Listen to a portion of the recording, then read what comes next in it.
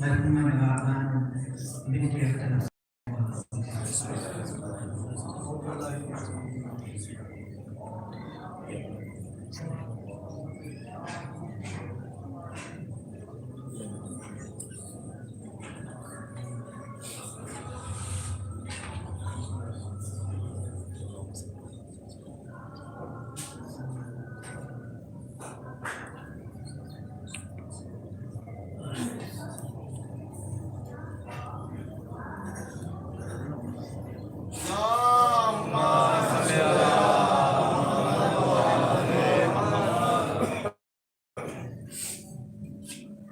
مرحوما کی سارے سوال کی وجہ سے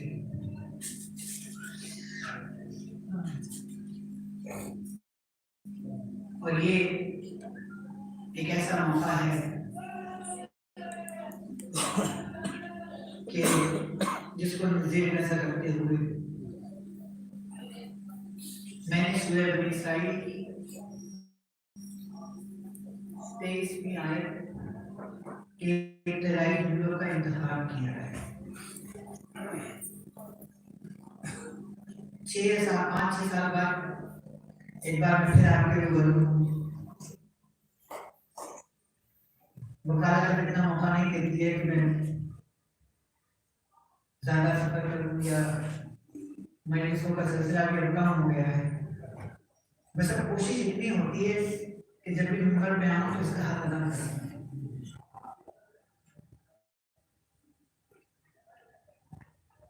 پروردگار عالم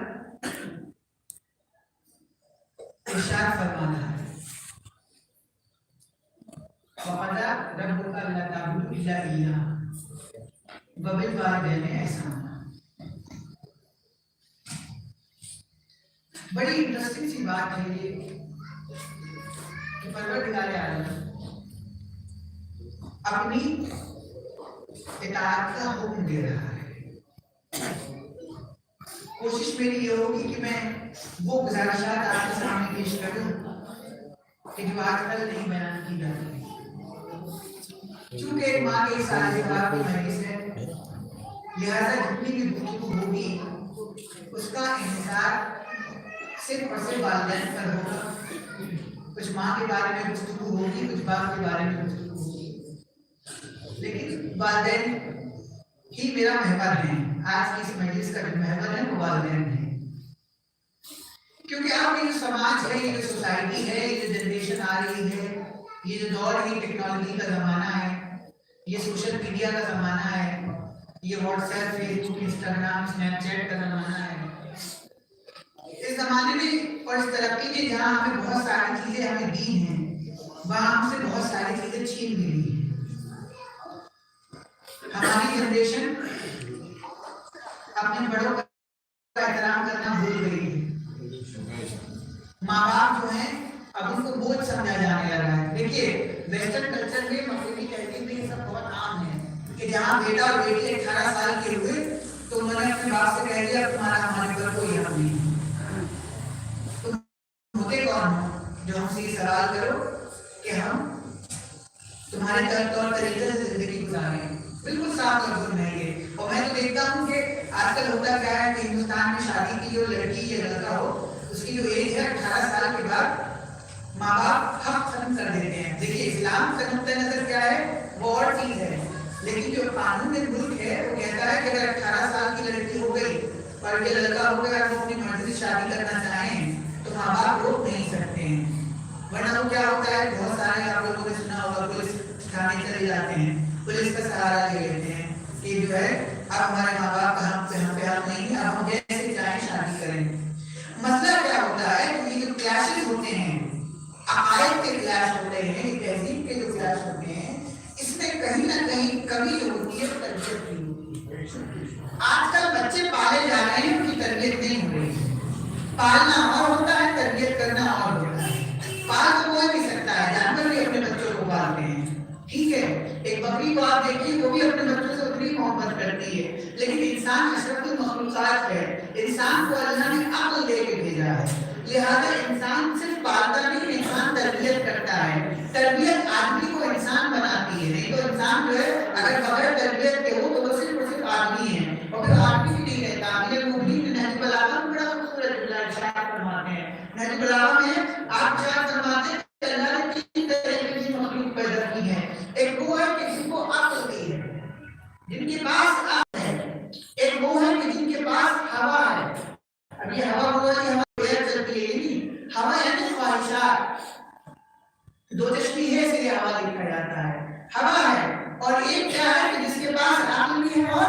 ہوا بھی ہے.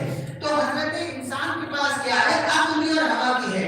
فرشتوں کے پاس صرف اور صرف عقل ہے. فرشتے اپنی مرضی سے کوئی کام نہیں کرتے ہیں. اللہ نے ان کو جس کام کے لیے معمور کر رکھا ہے وہ صرف وہی کام کرتے ہیں. جس کام کے لیے اگر کسی سے کہا ہے کہ نماز پڑھو تو وہ نماز پڑھ رہا ہے. کوئی تسبیح میں ہے, کوئی تحلیل میں ہے, کوئی رکوع میں ہے, کوئی سجود میں ہے. ٹھیک ہے, بہت آرام سے گفتگو کرنے کا میں قائل ہوں, اور میں آپ سے اس چیز کا بھی قائل نہیں ہوں کہ میں آپ سے کہوں میرا مجمع کہاں بیٹھا ہے, کیونکہ میں جو چاہتا ہوں بہت سکون کے ساتھ آپ مجھے سنیے, میری طرف سے اپنی بات پہنچ جائے. آپ اس مل جل کے صلوات پڑھیں محمد والے.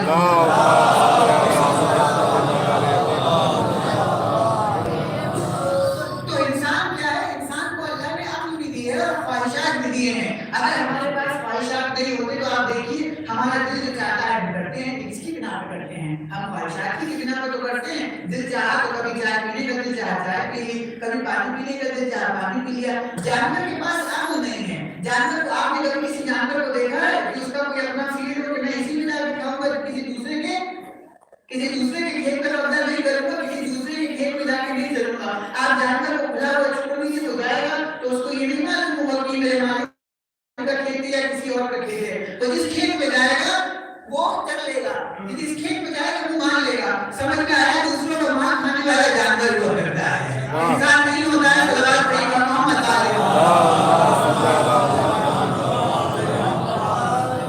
دوسروں کا مان کھائے تو آپ دیکھیے کہ انسان کو اللہ نے اشرف المخلوقات بنا کے بھیجا ہے. ٹھیک ہے, تو آج کے دور میں آپ کی بڑی ذمہ داری ہے.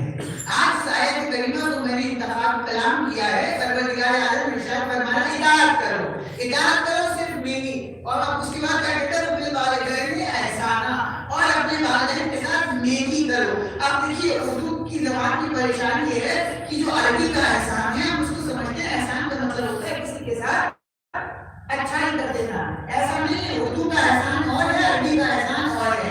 یہاں پہ جو عربی والا احسان ہے وہ کسی کے ساتھ کرم کرنے کے لیے نہیں ہے. کیا کوئی اپنے ماں باپ پہ احسان کر سکتا ہے؟ ایمانداری سے بتائیے. تمام یہاں پہ صاحب اولاد بیٹھے ہوئے, کوئی کسی کا بیٹا ہے, کسی کا بھائی ہے, کیا کوئی دنیا میں یہ شخص ہے جو یہ کہہ سکتا ہے کہ میں اپنے والدین کے ساتھ احسان کر سکتا ہوں؟ کوئی یہ نہیں کہہ سکتا, کوئی نہیں کہہ سکتا. آپ وہی آیت کی خوبصورتی دیکھیے, پروردگار عالم کیا کہہ رہا ہے؟ فَذَرَهُمْ أَلَّا تَعْبُدُوا إِلَّا إِيَّاهُ, کسی کی عبادت مت کرو سوائے میرے. وَبِالْوَالِدَيْنِ إِحْسَانًا, یعنی والدین کا مرتبہ اتنا ہے کہ اللہ نے اپنے اور والدین کے درمیان انبیاء معصوم کو بھی نہیں رکھا ہے, کسی نبی کو بھی نہیں رکھا ہے. یعنی کہ معلوم یہ ہوا کہ پروردگار یہ کہنا چاہتا ہے کہ دیکھو تم اپنے والدین کی اطاعت کرو گے تو تم اپنے والدین کی اطاعت نہیں کر رہے, میری اطاعت کر رہے ہو.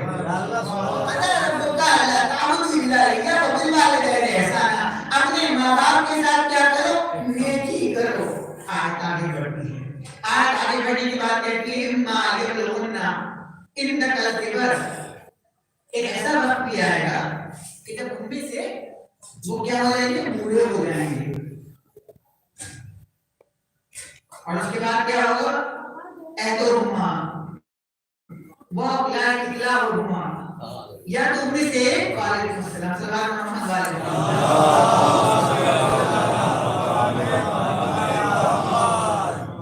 ان میں سے یا دوسرا کیا ہو جائیں گے؟ بوڑھے ہو جائیں گے. فَلَا تَقُلْ لَهُمَا أُفٍّ, سورہ بنی اسرائیل کی آیت ہے 23. فَلَا تَقُلْ لَهُمَا أُفٍّ وَلَهُمَا تَنْهَرْ, ان کو اف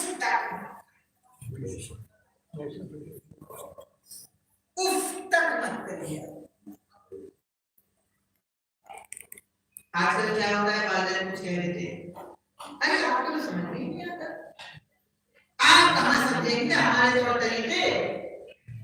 اکثر علماء ذاکرین خطبہ منبر سے ایک جملہ کہا کرتے ہیں, میں اس کو ریپیٹ کیے دیتا ہوں آپ کے سامنے.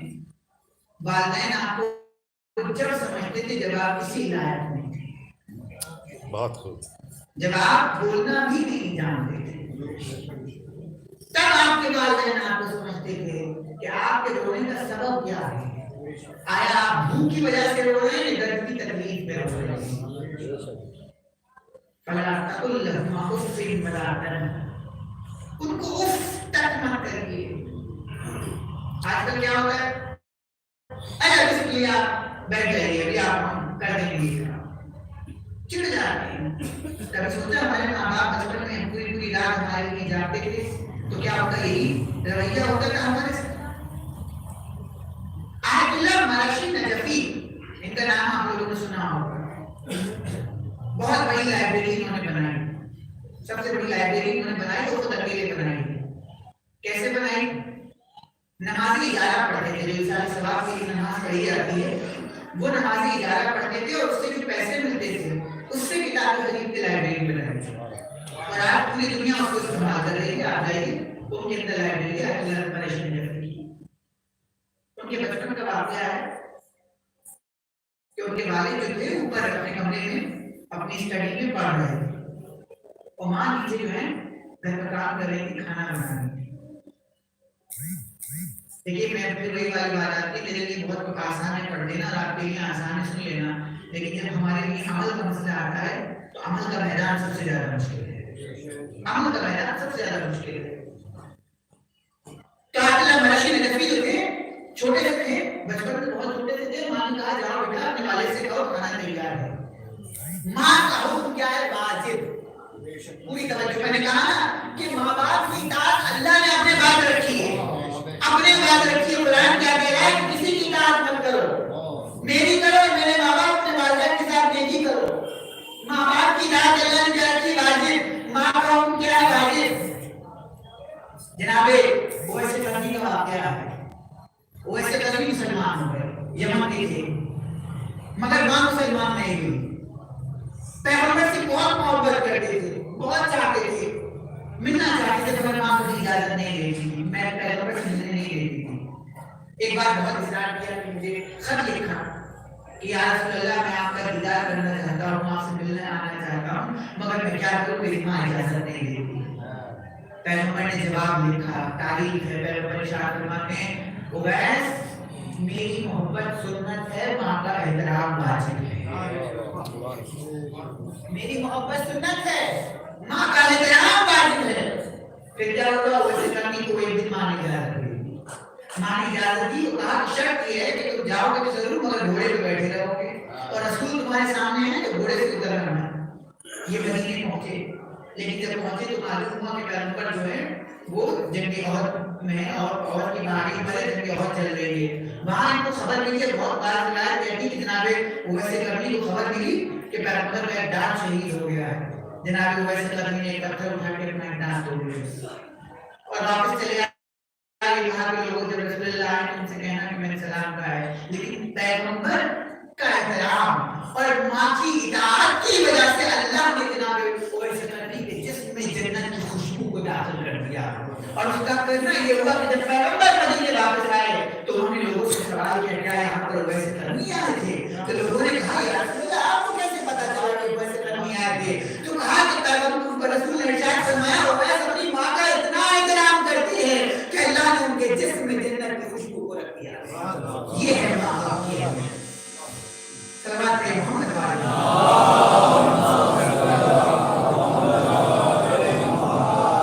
तो आयतुल्लाह महर्षि नजफी छोटे से हैं। माँ ने कहा जाओ अपने बाबा को बुला के आओ, खाना तैयार हो गया। अब जब ऊपर पहुंचे तो देखा कि बाप काम करते करते जरा देर आराम कर रहे हैं, नींद का तलबा गया। अब परेशान है कि बाप की नींद में खलल पैदा करें या माँ के एहतराम को दें। माँ का हुक्म है वाजिब, माँ के हुक्म को टाल नहीं सकते, बाप की पूरी नींद में खलल नहीं पैदा कर सकते। तो जनाब आयतुल्लाह महर्षि नजफी ने क्या किया? अपने बाप के पैरों के तलवे थे उनसे अपने गालों को मलना शुरू कर दिया। जब गालों को मलना शुरू किया तो जब पैरों में हरकत हुई तो उनके बारे में बेदार हुए, कहा बेटा क्या बात है? खूब खुश हुए तो कहा कि आपको वालिदा ने खाने के लिए बुलाया है। इस तरीके से अगर तरबियत की जाए अपने बच्चों की तो मैं ये समझता हूँ कि कोई भी अपने वालिदैन से ये नहीं कह सकता कि आपने हमारे लिए किया है। बड़ा आसान नहीं है तरबियत करना, और आज के दौर में तो तरबियत बहुत मुश्किल है। आजकल हम क्या करते हैं, जब से जरा सा होता है मोबाइल पे लगा देते हैं। आजकल एक सॉफ्ट वॉर चल रहा है, एक ऐसी जंग चल रही है कि जहाँ पे कल्चर अपना नाफिज किया जा रहा है। बच्चे को लगा दिया मोबाइल का, हमें क्या पता, और उस पर जो है आजकल तमाम दुनिया में तमाम तरह की चीजें आ गई, उसके ऊपर हमें नहीं मालूम لیکن ہمارا بچہ 1 گھنٹے 2 گھنٹے دیکھ رہا ہے. اب کیا ہوا 1.5 2 سال کا بچہ اس قدر جو ہے وہ عاقل ہو چکا ہے کہ اس کو موبائل نہیں ملتا ہے تو پریشان ہوتا ہے. تو آج کے دور میں تو تربیت بہت زیادہ مشکل کام ہے, اتنا سخت مرحلہ ہے کہ آپ دیکھیے. لیکن سوال یہ پیدا ہوتا ہے کہ اگر ماں باپ دیندار نہ ہو پھر کیا ہو؟ قرآن تو کہہ رہا ہے کہ ماں باپ کی اطاعت کرو, اللہ بھی کہہ رہا ہے کہ ماں باپ کی اطاعت کرو. مگر اگر ماں باپ دیندار نہ ہو تو پھر کیا کیا جائے؟ مثلا کوئی مسلمان ہو گیا لیکن اس کا باپ کرسچن رہا, اس کا باپ عیسائی رہا, اس کا باپ یہودی رہا, اس کا باپ جو ہے ہندو رہا, تو کیا ایسے میں کیا کرنا چاہیے؟ اکثر لوگ سوال کرتے ہیں اور 1-2 سوال میرے پاس بھی ہے کہ ہم تو مسلمان ہیں اور ہمارے والدین ابھی بھی اپنے پرانے مذہب میں ہیں, تو کیا کریں؟ پیغمبر کے پاس ایک شخص آیا, آنے کے بعد کہتا ہے یا رسول اللہ میں مسلمان ہو گیا مگر میری ماں عیسائی ہے, اب یہ بتائیے کہ میں اپنی ماں کے ساتھ کیسا عمل کروں؟ میں اپنی ماں کے ساتھ کیسا عمل کروں؟ میرا رد عمل ماں کے ساتھ کیا ہونا چاہیے؟ تو پیغمبر نے ارشاد فرمایا, اگر آج کی زبان میں کہوں تو پیغمبر نے کہا کہ دیکھو تم اپنی ماں کے ساتھ جیسا عمل پہلے کرتے تھے اس سے بہتر کرنا شروع کر دو. یعنی کہ گھر کے کاموں میں ہاتھ بٹانا شروع کر دو, برتن دھونا شروع کر دو, ماں کے کپڑے بدلنا شروع کر دو, ماں کو نہانے میں مدد کرنا شروع کر دو. اب جانے والا تھا پیغمبر کا گیا اور جانے کے بعد اس نے یہی سب کرنا شروع کیا. ماں حیران, انگشت بدلنا, پریشان کہ آخر معاملہ کیا ہے. آنے کے بعد فوراً اپنے بیٹے سوال کرنے کے لیے بتاؤ کہ یہ آخر تمہیں کیا ہوا ہے, تم پہلے تو ایسے کرتے, پہلے تو تم نے کبھی یہ تمام کام نہ کیے. اس نے کہا کہ والدہ اے میری ماں, جس پیغمبر نے میں نے دین کو اپنایا ہے اس پیغمبر نے مجھ سے کہا ہے کہ تم جب اپنی ماں کے ساتھ جاؤ تو ماں کا احترام کرو اور ایسا احترام کرو کہ ماں کے ہر کام میں مدد کرو. بس اس عورت نے کہا, اس ضعیفہ نے کہا کہ اگر محمد کا دین یہ سکھاتا ہے کہ ماں کا احترام اس طریقے سے کرنا چاہیے تو میں محمد کے دین کو قبول کرتی ہوں اور کل میں لا الہ الا اللہ پڑھتی ہوں.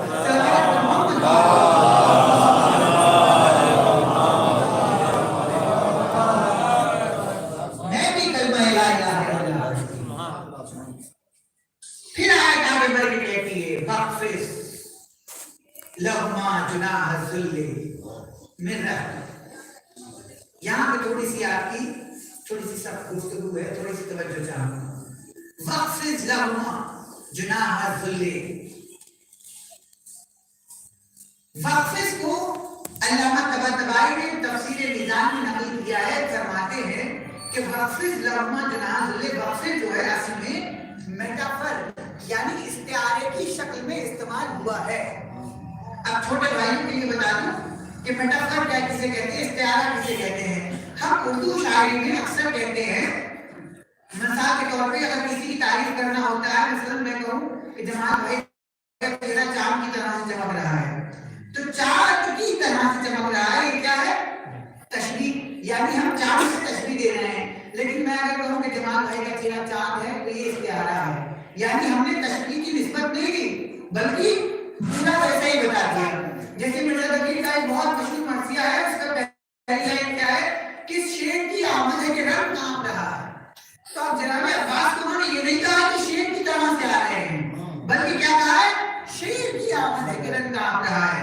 تو یہ شیر کی آمد کیا استعارہ ہے. علامہ طباطبائی کہتے ہیں تفسیر میزان میں کہ وقف جو ہے بیسیکلی کیا ہے, یہ استعارے کے طور پہ لیا ہے. وقف کا مطلب یہ ہوتا ہے کہ چڑیا کا جو چھوٹا بچہ ہوتا ہے جب وہ اپنی ماں کے پاس جاتا ہے اور ماں اس کو دانا دیتی ہے تو وہ اپنے پروں کو پھڑپھڑاتا ہے. پھڑپھڑاتا ہے کس بات سے؟ اس رحم کی امید سے کہ میری ماں مجھے دانا دے گی.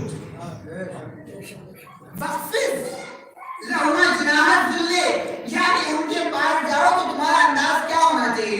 سینہ چوڑا کے نہیں جانا ہے, ایسے کر کے نہیں جانا ہے, سینہ چوڑا نہیں کرنا ہے. ماں باپ کے سامنے جاؤ تو ایسے نہیں کرنا ہے کہ آپ نے ان پہ کوئی احسان کر دیا. قرآن کیا کہتا ہے؟ وقف لہما جناح الذل, جب ان کے پاس جاؤ تو اس طریقے سے جاؤ کہ جب ایک چڑیا اپنے گھونسلے میں آ کے دانا لے کے بیٹھتی ہے تو اس کے بچے جب پھڑپڑانا شروع کرتے ہیں اس امید کے ساتھ کہ اب ہماری ماں ہمیں دانا دینے والی ہے, اس طریقے سے اپنے ماں باپ کے پاس. اور اس کے بعد کیا رحمت ہے تو رب ہمارا بیان سے اور پھر دعا کرو پیغمبر اپنے ماں باپ کے لیے, اور دعا کرو اس لیے کہ پروردگار جیسے تو نے انہوں نے بچپن میں ہمارے اوپر کرم کیا ہے ویسے تو ان پر اپنی رحمتوں کو نازل فرما.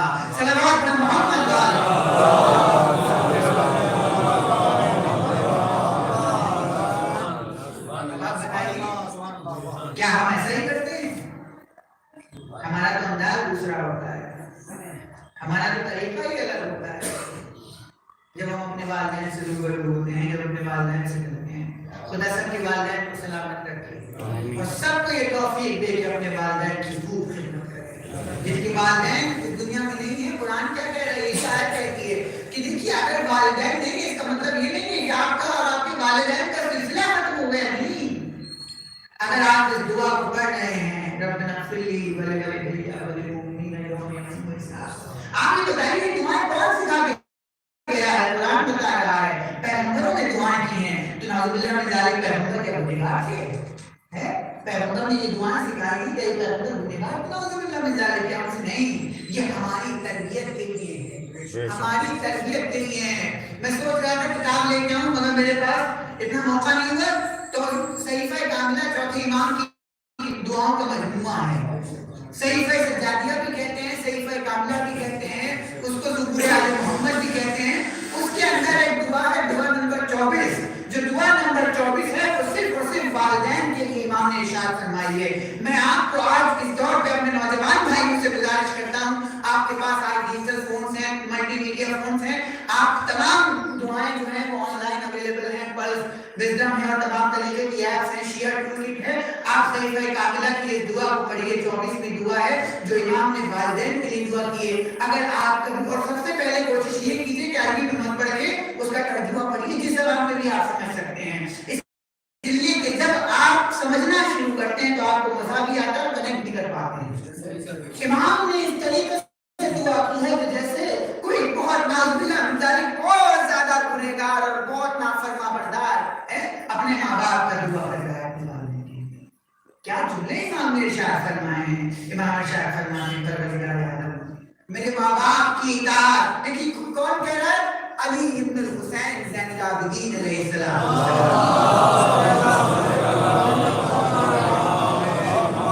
دیکھیے میں نے کہا تھا کہ میری جو گفتگو ہے یہ بہت سوکھی ہوگی، بہت سخت ہوگی، مگر اس کا یہ مطلب نہیں کہ آپ صلوات بھی ہلکے پڑھیں.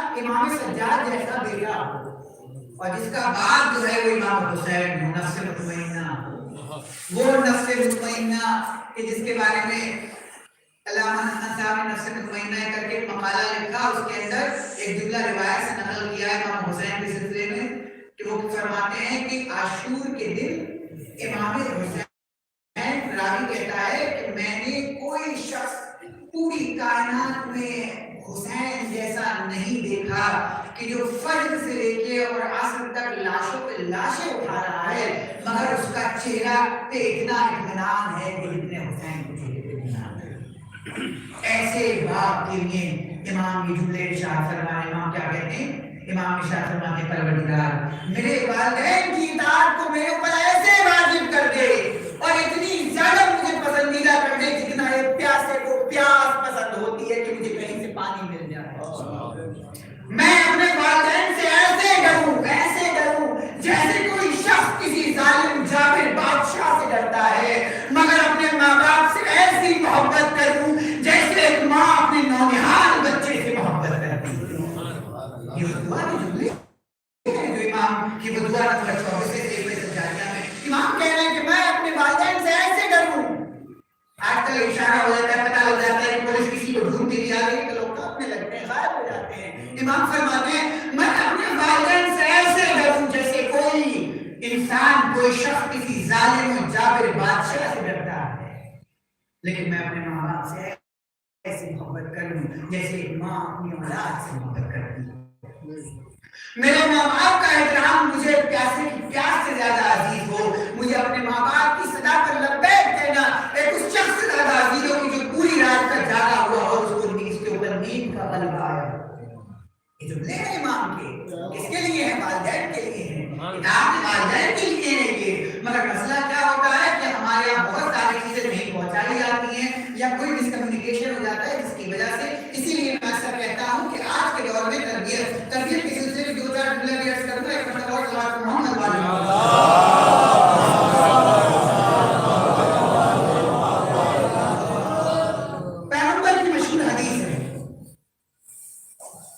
تربیت کے سلسلے میں ذکر آتا ہے تو کرتا ہوا چلتا ہوں کہ بچوں کی تربیت کیسے کرنی چاہیے.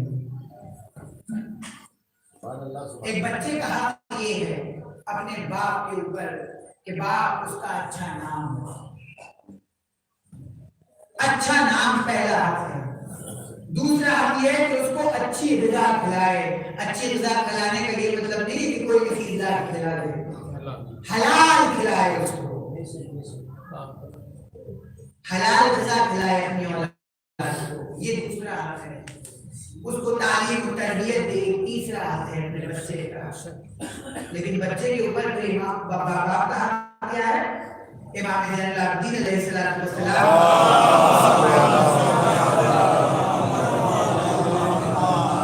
الحقوق میں ارشاد فرماتے ہیں بچوں کو کہ تمہارے باپ کا حق یہ کہ دیکھو تم کیا ہو, تم یاد رکھو کہ تمہارا باپ جو ہے ایک جڑ کی مانند ہے. ایک درخت میں جو جڑ ہوتی ہے وہ جڑ کی مانند ہے اور تم اس کی شاخ ہو. یہ ہمیشہ یاد رکھنا کہ اگر کبھی اپنے اندر کسی خوبی کو پاؤ تو اپنے باپ کا شکریہ ادا کرنا کہ تمہارے باپ کی وجہ سے. امام فرماتے ہیں رسالۃ الحقوق میں کہ یہ تمہارے باپ اگر کسی خوبی کو اپنے اندر پاؤ تو یہ مت کہے کہ میں. لوگ بڑے ہو جاتے ہیں, صاحب دولت ہو جاتے ہیں, صاحب منصب ہو جاتے ہیں, آپ ان سے کہیے اور یہ کیسے حاصل کیا؟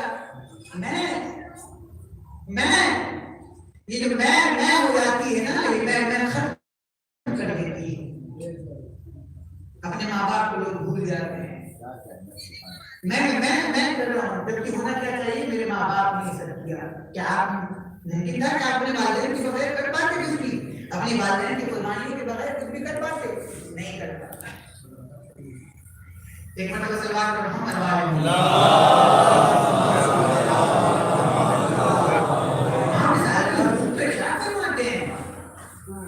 کہ تم جب بھی کبھی اپنے اندر کسی خوبی کو دیکھو تو اپنے باپ کا شکریہ ادا کرو, دعا کرو اپنے باپ کے لیے کہ اگر تمہارے اندر کوئی بھی خوبی پائی جاتی ہے تو تمہارے باپ کی بنا پر ہے, اس لیے کہ تمہارا باپ ایک درخت کی جڑ کے مانند ہے اور تم اس کی شاخ کے مانند. تو بچے کا حق یہ ہے کہ باپ اچھا نام رکھے, اچھی تربیت دے, اچھا غذا کھلائے, اچھی جو ہے تعلیم دے. تو پیغمبر کی ایک اور حدیث ارشاد فرماتے ہیں کہ تعلیم و تربیت کی 3 اسٹیج ہے. پہلی اسٹیج میں کیا ہے کہ بچہ جب پیدا ہونے سے لے کے 7 سال تک کا بچہ ہے تو اب وہ جو بچہ ہے وہ آپ کا بادشاہ ہے. بچہ کیا ہے؟ آپ کا بادشاہ ہے. اب بادشاہ کا مطلب کیا ہوتا ہے کہ آپ کو اس کے نخرے اٹھانے ہیں. بچہ جس چیز کو ضد کرے گا آپ کو لا کے دینی ہے. ہر جائز چیز کو جو جائز حاجت ہے اس کی, جو بھی جائز خواہش ہے اس کو آپ کو پورا کرنا ہے, منع نہیں کرنا ہے. 7 سال تک آپ کو اس کو تمام ناز نخرے اٹھانے ہیں. اب 7 سے جب 14 سال کا پیریڈ آئے گا وہاں پر وہ آپ کا غلام ہے. اب غلام کا یہ مطلب نہیں ہے کہ جو عرب کے زمانے میں ہوتا تھا کہ آقا گھوڑا لے کے کھڑا ہو جایا کرتا تھا, بلکہ غلام سے مراد یہاں پر یہ ہے کہ جیسے کبھی جب غلاموں کو خریدا جاتا تھا تو مالک ان کو سجاتے تھے, ان کی تربیت کرتے تھے.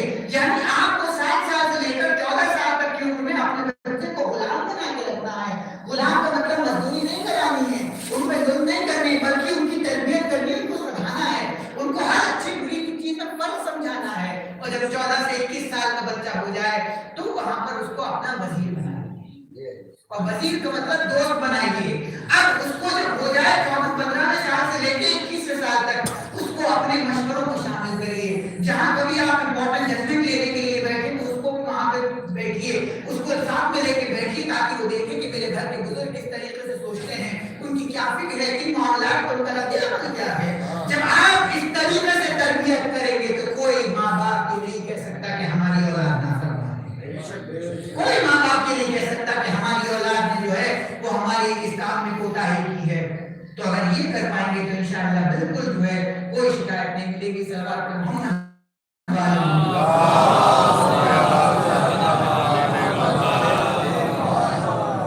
تربیت آسان نہیں ہے, لیکن قرآن مسلسل اس چیز کی آپ کیا کر رہا ہے, تنقید کر رہا ہے, آپ کو مسلسل انوائٹ کر رہا ہے کہ اپنے ماں باپ کو, اپنے ماں باپ کے احترام کو سمجھو, اپنے ماں باپ کے احترام کو سمجھو. اس لیے کہ اللہ نے اپنے اور ماں باپ کے درمیان کسی کو نہیں رکھا. اور پھر قرآن کیا کہتا ہے, اللہ تعالیٰ جب کہتا ہے ان کو جھڑکو تک نہیں. ابھی تو اس کی بات ہو رہی تھی کہ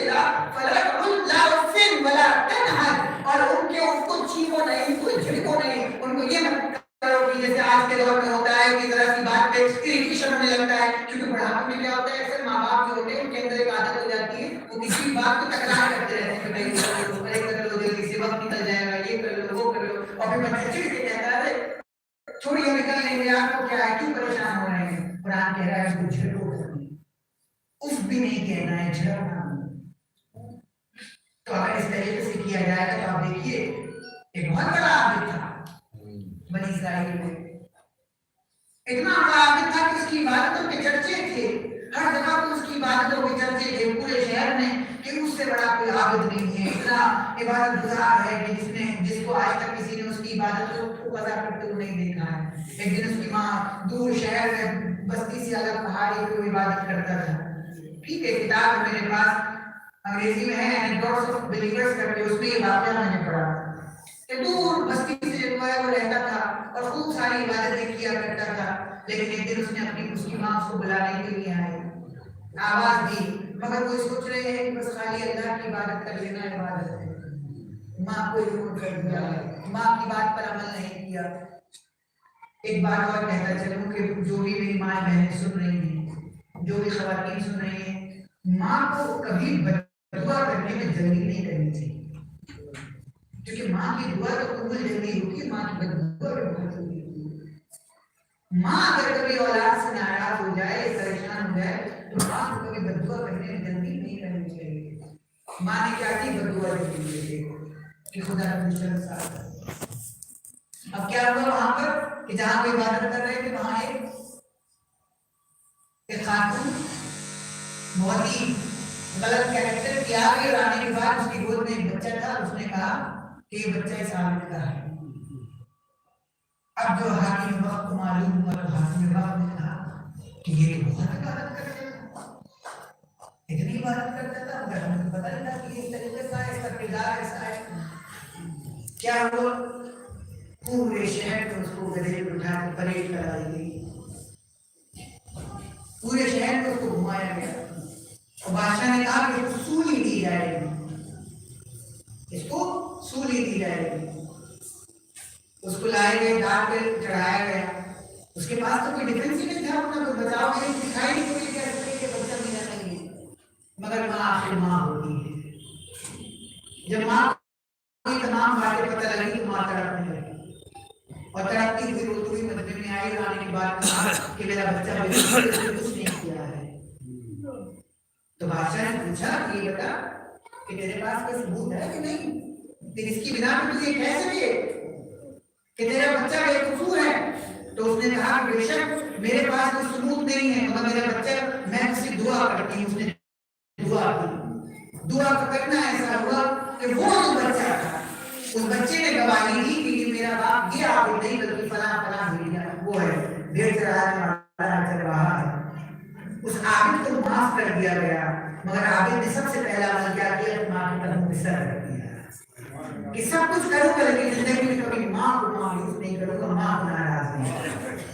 इसलिए एक माँ की नाराजगी की बिना पर क्या हुआ, उसको इतनी अजियत उठानी पड़ी। माँ बाप अगर नाराज हो जाए तो वक्त आखिर दम भी नहीं निकलता है।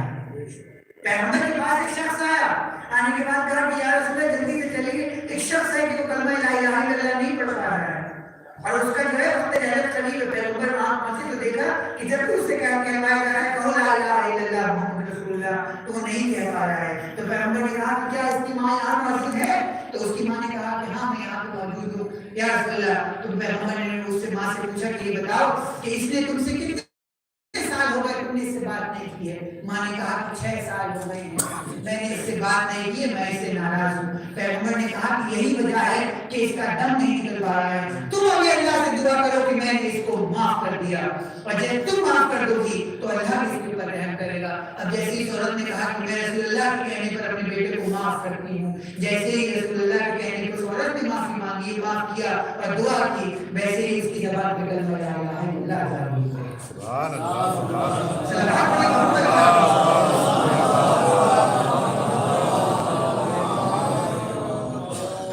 एक मरतबा मेरे दिल से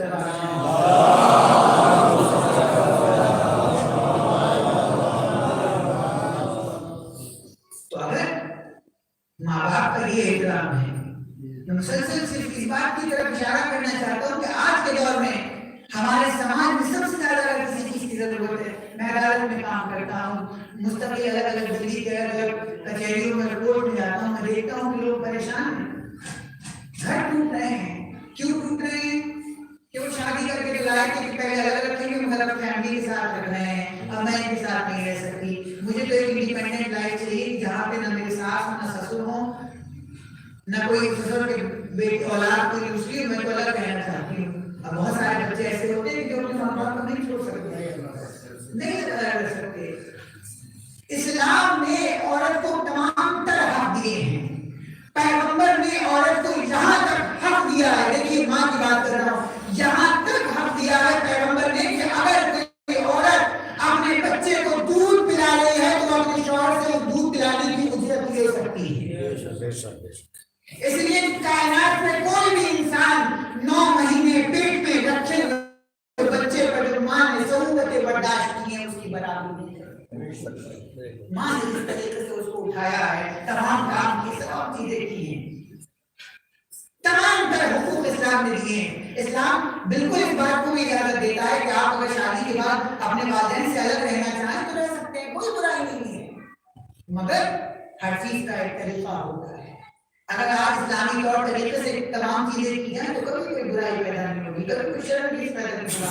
आज फैमिलियां टूट रही हैं, फैमिली सिर्फ इसलिए टूट रही है जरा सी ना के ऊपर कि बाप से बेटा बात करने को तैयार नहीं, बेटा बाप से बात करने को तैयार नहीं है, आपस में मुसालहत नहीं है। खुदा हमारे नौजवानों को सलामत रखे, हमारे माँ बाप को सलामत रखे, हमारे बुजुर्गों को सलामत रखे कि कम से कम अहले बैत की तालीमात की वजह से हमारे यहाँ ये चीजें अभी भी बहुत ना के बराबर है, बहुत कम है, क्योंकि अहले बैत अलैहिस्सलाम की तालीमात है जो मुसलसल हमें इन मजलिसों के जरिए ये बताया जाता है कि देखो सब कुछ करना अपने वालिदैन को कभी नाराज नहीं करना, क्योंकि अगर ऐसा करें तो आप देखेंगे परेशानी का सबब हो जाएगा।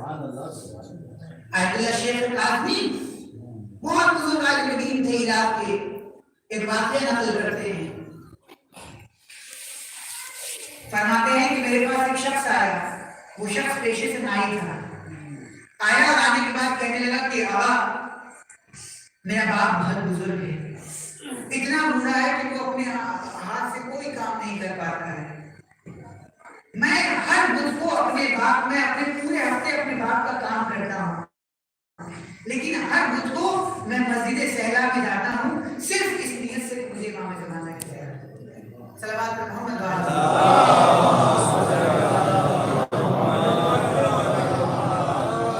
मुझे इमाम ज़माना की ज़ियारत नसीब हो, तो उसका यही अमल है कि वो तमाम काम करता है और हर बुध को मस्जिद सहला इस नियत से जाता है कि उसको हज़रत हिंदल की ज़ियारत हो जाए।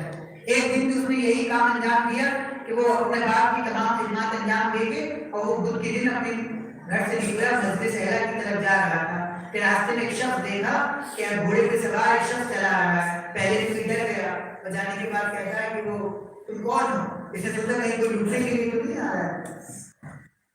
तो आने वाले शख्स ने कहा कि तुम कहाँ जा रहे हो, तो कहा कि मैं अपने इमाम से मिलने के लिए जा रहा हूँ, तो इमाम ने इरशाद फरमाया कि तुम वापस चले जाओ। सामने वाले शख्स ने कहा तुम वापस चले जाओ, जाके अपने बाप की खिदमत करो, तुम्हारे बाप को तुम्हारी ज्यादा जरूरत है, इमाम से मिलना इतना जरूरी है। कहा कि मुझे जब इमाम चले गए तो मुझे इस बात का ख्याल आया कि कोई और नहीं था बल्कि हज़रत हुज्जत थे कि जो मुझे चाहते थे कि मैं अपने बाप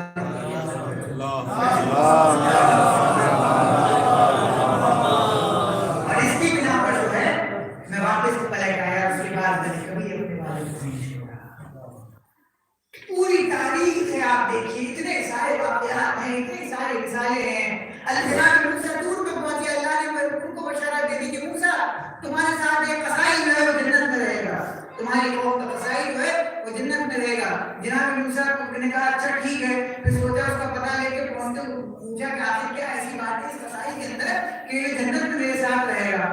तो फौरन जो है उसके घर पे पहुंचे, वो जा रहा था रास्ते में, तो जनाब मूसा ने उससे कहा क्या मैं तुम्हारा मेहमान हो सकता हूँ? तो उसने कहा हाँ बिल्कुल मैं आप मेरे मेहमान हो सकते हैं। उसको ये नहीं मालूम था कि पैगंबर इंसान है, तो आप जो है कहा मैं तुम्हारे साथ खाना खाना चाहता हूँ। वो कसाई लेके अपने जनाब मूसा को अपने घर में दाखिल हुआ, उसके बाद वो थोड़ी देर बाद ऊपर गया, एक भारी सी टोकरी उठा के लाया। अब टोकरी में उन्होंने देखा कि रेपा है, उस कसाई ने जो है उसको औरत को रोटियां खिला रहा है, उसका लिबास बदलवा रहा है, तमाम काम کیے، پکڑنے کے بعد جب اس کو اچھی سے جگہ دلا کے پھر لے جا کے اوپر رکھ دیا، تب جب وہ نیچے آیا جناب موسیٰ نے پوچھا بھائی یہ بتاؤ یہ کون ہے اس ٹوکری میں؟ تو کہا کہ میری ضعیف ماں ہے، نہ چل سکتی ہے، نہ بول سکتی ہے، نہ سن سکتی ہے، یہ کچھ نہیں کر سکتی ہے، لہذا اس کو پال رہا ہوں یا اس کی پرورش کر رہا ہوں یا اس کی خدمت کا انجام دے رہا ہوں۔ تو بس جناب موسیٰ نے کہا کہ اور فوراً جناب موسیٰ نے کہا کہ واقعاً اللہ نے جو ہے تم کو میرے ساتھ جنت میں بشارت دی ہے کہ تم میرے ساتھ جو ہے کہاں جاؤ گے؟ جنت میں رہو گے۔ یعنی آپ کی دیکھیے کہ ایسے زمانے میں جہاں پہ اسلام نہیں تھا مگر لوگ تھے پیغمبروں کی اطاعت کر رہے تھے اور پیغمبر کی اطاعت کر کے ساتھ ساتھ اپنے والدین کی بھی اطاعت کر رہے تھے، کہ اس کا نتیجہ یہ ہوگا کہ پروردگار عالم نے انسانوں کو جو ہے جنت کی بشارت دی ہے، صرف اس لیے اپنے والدین کی اطاعت کرنے کے لیے، والدین کو ماننے کے لیے، والدین کی پرورش کرنے کے لیے۔ پھر وہی والی بات آتی ہے کہ کبھی بھی اپنے والدین کے ساتھ کوئی نیکی کریے تو اس کو احسان سمجھ کے مت کریے، اس لیے کہ اگر آپ یہ سوچ کے کر رہے ہیں کہ آپ ان کے ساتھ احسان کر رہے ہیں تو اس کے فائدے کے بدلے آپ کا نقصان ہو رہا ہے، آپ کا گھاٹا ہو رہا ہے، آپ کو حاصل ہونے والا کچھ نہیں ہے۔ اس لیے کہ اگر آپ یہ سمجھ کے کریں گے کہ آپ اپنے والدین کی صرف خدمت انجام دے رہے ہیں خوشبودیت پروردگار کے لیے، تو آپ کی دیکھیے کہ پروردگار آپ کو دنیا میں بھی ترقی دے گا اور دین میں بھی ترقی دے گا۔ صلوات محمد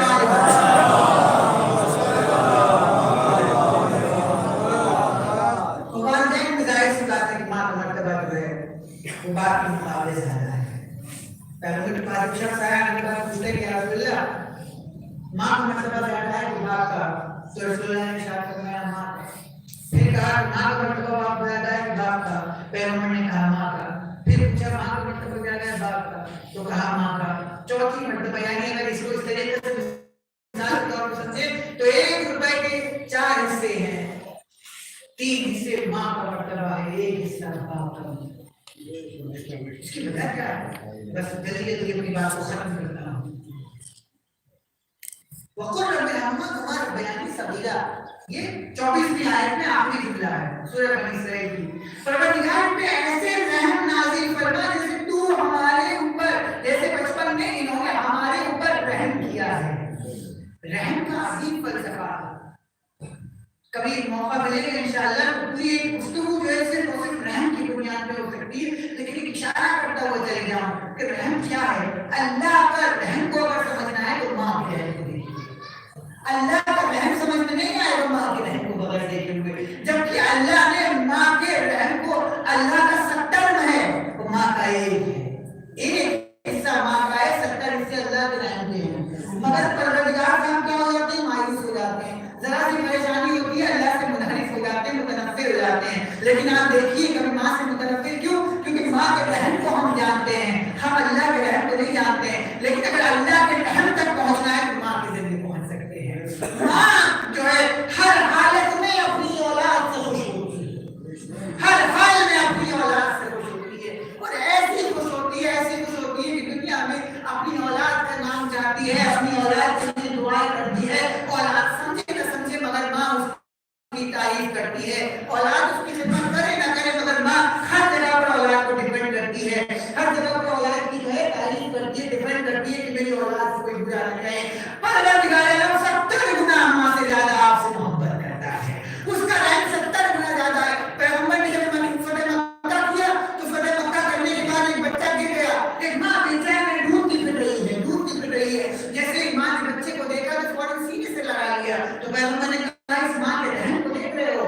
رحم کا مطلب محبت بھی ہے، صرف کسی پہ احسان کرنا نہیں ہے، رحم کا مطلب محبت کرنا بھی ہے۔ آپ دیکھیں کہ امام علی علیہ السلام کی ایک دعا ہے، دعا ہے مسجد کوفہ، ایک دعا ہے، دعا ہے مسجد کوفہ، اس کے اندر امام علی نے 27 سے 28 جملے پروردگار کی شان میں کہے ہیں، ان میں سے ایک جملہ یہ آپ ارشاد فرماتے ہیں مولا یا مولایا انت الرحمن وانا المرحوم وهل يرحم المرحوم الا الرحمن۔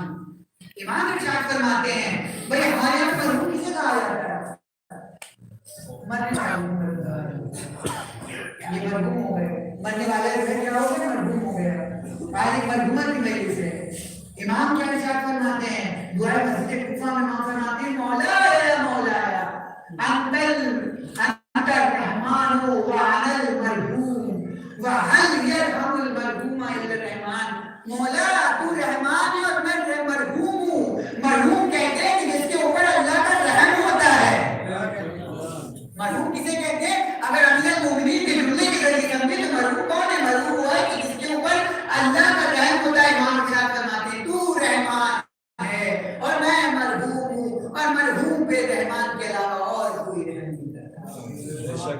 तो मरना ये जो है, ये देखिए कि नफ्स की मौत है। कुरान क्या कहता है, कुल्लु नफ्सिन ज़ाइक़ातुल मौत, ये नफ्स की मौत है।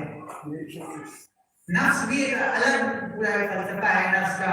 अगर आप नफ्स को यूं समझना चाहें तो इस तरीके से समझ लीजिए, अक्सर बेशतर आपने ज़ाकिर से सुना होगा, फतवा पढ़ते हैं कि कुल्लु नफ्सिन ज़ाइक़ातुल मौत, ये नफ्स की मौत है, रूह की मौत नहीं है। तो फिर नफ्स क्या है? नफ्स को आयतुल्लाह दस्तगीर शिराज़ी ने इरशाद फरमाया कि नफ्स एक लुत्फ़े लतीफ़े गैबी का नाम है रूह। रूह क्या है? रूह है अल्लाह का नूर, अल्लाह का अम्र है। लेकिन रूह जब मादे से मिलती है, यानी मादा यानी जिस्म, मैटर से, मटीरियल से मिलती है, तो जब एक अल्लाह के अम्र की एक मादे के साथ जब मुलाकात होती है तो जो एक नई चीज पैदा होती है उसे नफ्स कहते हैं। और जब जिस्म से, मादे से रूह अलग हो जाती है तो वही नफ्स बन जाता है, रूह वापस। बेशक जिस्म तो गल जाएगा, कब्र में चला जाएगा। नफ्स की मौत आई तो रूह अलग हो गई। तो इमाम क्या इरशाद फरमा रहे हैं कि तू रहमान है और मैं मरहूम, और रहमान पे मरहूम से ज्यादा, मरहूम पे रहमान से ज्यादा कोई रहम करने वाला नहीं। तो जनाब आप देखिए कि पैगंबर ने कहा कि ये रहम देख रहे हो, ये अल्लाह का रहम है। अल्लाह 70 गुना ज्यादा तुम पे रहम करता है। एक शख्स आया ना पैगंबर की खिदमत में आने के बाद कहता है कि या रसूल अल्लाह, मैं अपनी मां को कंधे पे उठा के हज कराने गया, तो क्या मैंने अपनी मां का जो है वो कर्ज उतार दिया? तो पैगंबर ने कहा कि नहीं उतारोगे। तो कहा कि दोबारा लेके जाओ तो कर्ज उतार दूंगा, नहीं उतार पाओगे। पैगंबर ने कहा कि 70 मरतबा भी अपनी माँ को अपने कांधे पर बिठाकर हज कराने के लिए लेके जाओगे तो तुम अपनी माँ के एक रात का कर्ज नहीं उतार सकते जो उसने तुम्हारी वजह से गीले बिस्तर पे रहा। एक रात का कर्ज आप नहीं उतार सकते, हम एक रात का कर्ज नहीं उतार सकते जो हमने अपनी माँ की वजह, जिसकी वजह से हमारी माँ ने गीले बिस्तर पर पूरी रात। बहुत आसान होता है पढ़ लेना, मैंने देखा, और बहुत आसान होता है सुन लेना, लेकिन ये उतना ही मुश्किल होता है अमल के मैदान में। अमल के मैदान में ये माँ की सारे सवाल में जो एक जातिया है, एक खानदान की बुजुर्ग मोहब्बत करने वाली माँ होना क्या होता है, ये मैंने महसूस किया है 1.5 साल पहले कि जब माँ मर जाती है तो कुछ वक्त के लिए तो ऐसा लगता है कि दुनिया के तमाम दरवाजे बंद हो गए, कुछ समझ में नहीं आता है। तो शायद ने कहा कि माँ का जो मरना है वो दरअसल एक सानिहा है औलाद के लिए। अक्सर बुजुर्ग कहते हैं कि बाप मर जाता है तो माँ बच्चों को समय के पाल लेती है, लेकिन अगर माँ मर जाए तो बच्चे बिखर जाएंगे, क्योंकि माँ अपने आंचल में समेट के बैठी रहती है। आप देखिए करबला की माएँ भी और ऐसी जानिसार ख़वातीन हैं, ऐसी जानिसार माएँ हैं कि उन्होंने अपने बच्चों को तैयार किया। अब देखिए जनाब रेज़ा की माँ कितनी बहादुर ख़वातीन है जनाब, कि अपने बेटे को भेज रही थी मक़तल में शहीद। करबला हमारे लिए सिर्फ मजलिस से सुन के मातम कर ले इसके बाद दर्सगाह नहीं है, बल्कि जब तक करबला को हम अपनी अमली जिंदगी में नहीं ले जाएंगे तो हमें इसका माँ का करबला में किरदार देखिए, एक माँ का रोल करबला से ज्यादा बेहतर कहीं समझ में नहीं। एक माँ का किरदार कितना इम्पोर्टेंट होता है, कितना अहम होता है, कितना जरूरी होता है अगर देखना है करबला के मैदान में। कि जनाब कासिम चचा के पास जाते हैं कि चचा इजाजत दे दी, चचा ने कहा बताओ उनकी मौत कैसी है? जब बहुत शहर से लगा शीशे भी नजदीक कहा कासिम तुम्हारा नाम नहीं है, हम इजाजत नहीं दे सकते। कासिम नाम के पास जाते हैं तो जनाब फरमाया जो है अपने बेटे को तैयार करती हूँ, कहते हैं हम तो इजाजत दे सकते, बाजू पे ताबीज से खोलो कासिम। आप देखिए भीतर बला की माएँ हैं जनाबे शहजादी सामने ज़हरा जनाबे ज़ैनब अपने बेटों को शब आशूर के लिए बैठी है और वसीयतें कर रही है कि देखो मेरे बच्चों, कल करबला में अपने मामू पे जान कुर्बान करने का दिन है, कल को ऐसा ना हो कि तुम पीठ दिखाकर आ जाओ। ये होती है माँ जो अपने बच्चों को तैयार करती है या खास मकसद के लिए। आज की दौर में माँ के किरदार फिर मैं कहूँगा कि बहुत अहम हो जाता है। आज आपके बच्चे क्या कर रहे हैं, किससे मिल रहे हैं, क्या खा रहे हैं, क्या पी रहे हैं, क्या पढ़ रहे हैं, माँ को पूरी जिम्मेदारी के साथ अपने बच्चों पे नजर रखनी है, उनकी तरबियत के लिए बहुत है।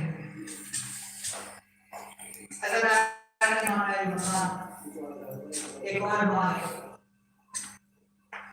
जिसने बहुत कदम उठाया और उस माँ का नाम सैयदा आलम है। एक ऐसी खातून कि जिसका बाप मर गया उसको रोने लगे। शहजादी ज़हरा सल्लल्लाहु अलैहि वसल्लम जब रोती थी तो मदीने के लोग आके इमाम नबी से शिकायतें किया करते थे कि या अली ज़हरा से कहो कि या तो दिन में रोया करे या रात में रोया करे, हमें ज़हरा के रोने से परेशानी होती है। इमाम अली ने शहजादी के लिए एक बैतुल हुस्न बनवा दिया, मदीने से बाहर के यहाँ पे बीबी को दिन में छोड़ के आया करते थे। जनाब ज़हरा अपने बाबा का गिरिया किया करती थी, दिन रात रोती थी। तारीख कहती है कि इमाम रसूलुल्लाह के इंतकाल के बाद बीबी हरिया 70 दिन या 90 दिन जिंदा रही, उसके बाद आपकी शहादत हो गई। मगर हज़रत अली इमाम अली मकाम में वो वक्त भी आया कि जब आप पे जलता हुआ दरवाजा गिराया गया, आप पे कोड़ा मारा गया, शहजादी ने तमाम चीजें बर्दाश्त की और शहजादी की जिस दिन शहादत का वक्त करीब आया तो अस्मा बिन्त उमैस को अपने हुजरे में बुलाया और बुलाने के बाद वसीयतें करती हैं कि देखो अस्मा, मेरे बच्चे मेरे बगैर खाना नहीं खाते हैं, मेरे हस्बैंड के लिबास का रास्ता करती है। अस्मा देखो मैंने हस्बैंड के लिए खाना तुम्हें बना दिया है, जब मेरे बच्चे मस्जिद नबवी से अपने नाना के बाजार से वापस आ जाएं तो अस्मा पहले मेरे बच्चों को खाना खिलाना और उसके बाद मेरी खबर देना, और जब तक मेरी तस्बीह और तहलील की आवाज आते रहे समझना कि मैं जिंदा हूँ, लेकिन जब मेरी आवाज बंद हो जाए तो समझ लेना कि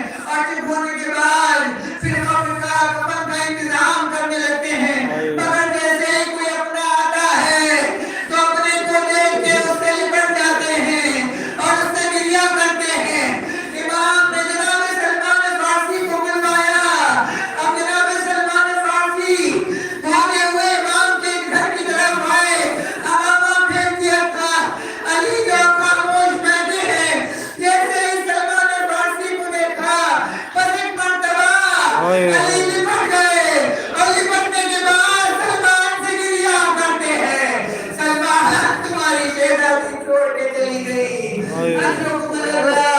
खुदा कोई हमने सिवाय तुम्हें करबला के अल्लाह ने इमाम अली मकाम और वक्त भी आया कि जब इमाम ने शहजादी को हुस्न पसंद दिया, बस हुस्न देते थे कि एक चीख मारी और चीख मार के बस खा के बेहोश हो गए।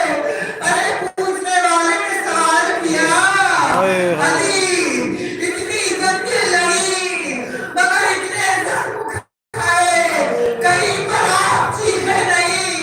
अरे ऐसा आपने क्या देख लिया कि जो आपने चीख मारी? अल्लाह ताला ने इमाम अली मकाम अमीरुल मोमिनीन ने फरमाया, अरे मैं जब सैयदा को गुस्ल दे रहा था, मैंने देखा कि सैयदा के पहलू पर अरे कोहरे का रंग ताजा था और सैयदा की पसली भी टूटी हुई। अकरम अल्लाह खुदा पे लुटने दे सिवाय अपने मंजूर में करबला के परवरदिगार आलम इन आंसुओं के सच्चे में और इन मसाइब के सच्चे में अहले बैत की सच्चे में मरहुमा के दर्जात बुलंद करना। बदला में आखिरी जुमले तमाम कर चुका, चंद जुमले और जनाजे को तैयार किया गया और कुर्बान करने के बाद अब अली ने अपनी औलाद को बुलाना शुरू किया। आओ ज़ैनब बेटी, माँ से रुखसत ले लो। ऐ बेटी बेकुलसूम, अपनी अम्मा से रुखसत ले लो। इमाम हसन जो है माँ के तरफों को चाटने लगे, माँ से रुखसत कर रहे हैं। बस एक मर्तबा इमाम हुसैन ने अपने दोनों हाथों से माँ के चेहरे को पकड़ा और पकड़ने के बाद कहते हैं, अम्मा अरे जिंदगी में कभी ऐसा न हुआ कि हुसैन आपको सलाम करे और आप जरा में सलाम करे। बस इतना सुनना था, बल्कि कमर टूट गए, दो हाथ बराबर हुए। ऐ मेरे लाल हुसैन, आ मेरी आगोश में आ जा। मैं कहूँगा बीबी, आज आपने हुसैन को बुलाया है अपनी आगोश में, कल एक और मौका आएगा जब हुसैन को आपकी जरूरत पड़ेगी। अरे वहाँ ना अली होंगे ना हसन होंगे, ज़ैनब खेमे से देख रही होगी, हुसैन का मुस्कुरा होगा, शिब्र का खंजर होगा। उस वक्त हुसैन को आपकी जरूरत पड़ेगी। सयाल लगी नजर वही कभी कभी इन्ना लिल्लाहि व इन्ना इलैहि राजिऊन। एक मर्तबा सुने एक मर्तबा सुने इखलास की तिलावत करना है, मर्तबा का मान के क्या करते हैं। Allah follow the